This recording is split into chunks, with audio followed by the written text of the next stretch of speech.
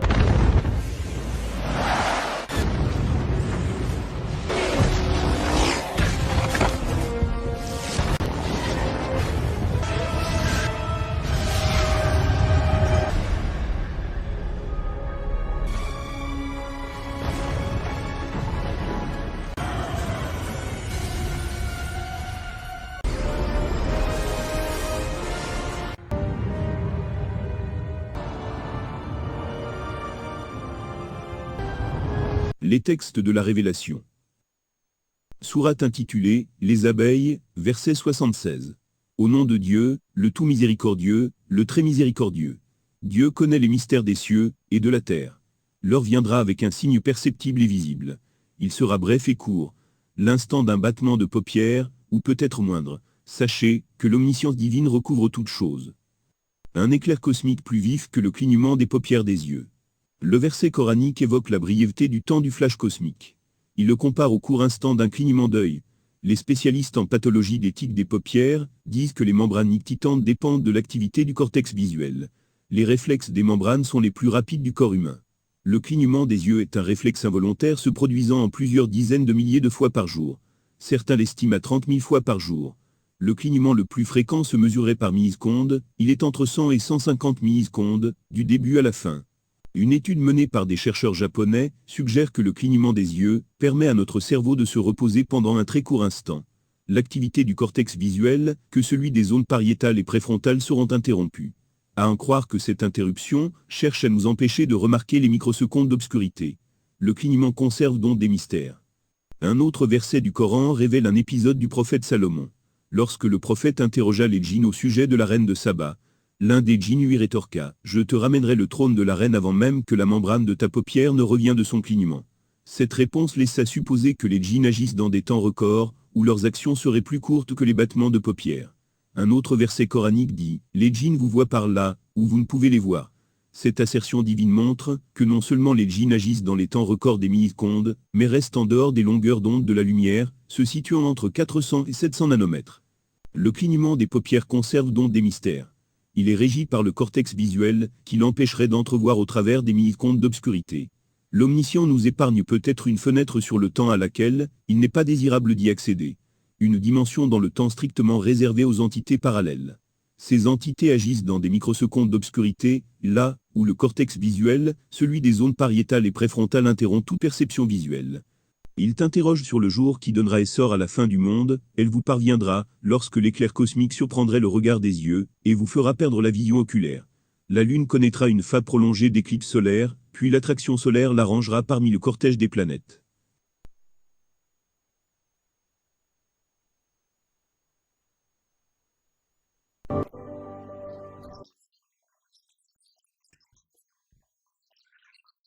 Nous verrions un flash très brillant à un endroit précis du ciel, comme si une nouvelle étoile apparaissait, et tout le ciel deviendrait blanc.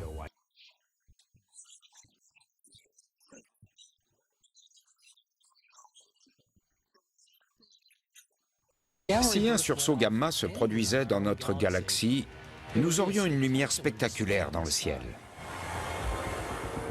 Un intense rayonnement remplit le ciel pendant que les rayons gamma déchirent l'atmosphère.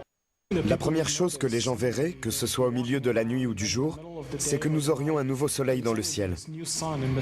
Ce serait la première indication que quelque chose ne va pas. On verrait des rayonnements très intenses et assez brefs, parce que ces événements se produisent rapidement, et ils nous rendraient sûrement aveugles.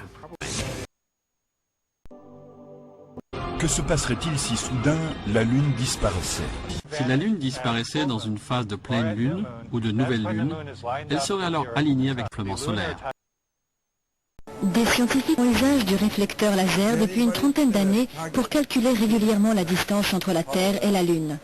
De leurs études ont révélé que la Lune s'éloigne de la Terre au rythme de 3,8 cm par an. Certains chercheurs pensent que ce phénomène pourrait bien à long terme menacer la vie sur Terre. Le professeur Jacques Lascar réalise des simulations informatiques pour déterminer l'influence de la Lune sur le degré d'inclinaison de la Terre par rapport à son axe. Donc je vous ai dit que sans la Lune, l'axe de la Terre n'est pas du tout stable, donc ça veut dire aussi que sans la Lune, on ne serait sans doute pas là. Donc notre existence est directement liée à l'existence de cette Lune, ce qui amène à accepter pour la formation de la Lune des scénarios qui peuvent être assez improbables. Alors il vaudrait mieux ne pas perdre la Lune, parce que l'une des raisons, c'est parce que la Lune, avec ses caractéristiques de taille, de masse, de distance, etc., a permis de stabiliser notamment l'axe de rotation de la Terre. L'axe de la Terre ne peut pas basculer, ça a été montré par des calculs très complexes, grâce à la présence de la Lune.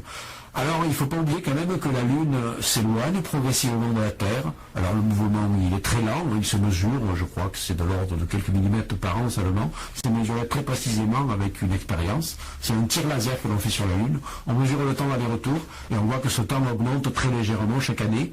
Et donc la Lune s'éloigne peu à peu de la Terre. Dans le futur, la Lune se sera éloignée, son diamètre apparent sera toujours plus petit que celui du Soleil, et au mieux il y aura des éclipses qu'on appelle annulaires, où on ne verra pas le Soleil totalement obscurci, mais on verra donc un anneau brillant. Que se passerait-il si soudain la Lune disparaissait? L'axe de la Terre s'inclinerait fortement, notre planète deviendrait méconnaissable, mais la conséquence la plus importante serait la disparition de l'inclinaison permanente de la Lune. Si elle disparaissait, nous entrerions dans une phase plus proche de celle de Mars. L'inclinaison de celle-ci, au lieu d'être stabilisée à 23,5 degrés, connaît des variations importantes, allant de 15 degrés jusqu'à quelque chose comme 75,8 degrés. Sans la Lune, notre axe commencerait à bouger de façon erratique. Comme il n'en existe pas aujourd'hui. La Terre serait un monde étrange. Découvrirait qu'il est devenu aveugle ou sourd. Ce serait un vrai bouleversement.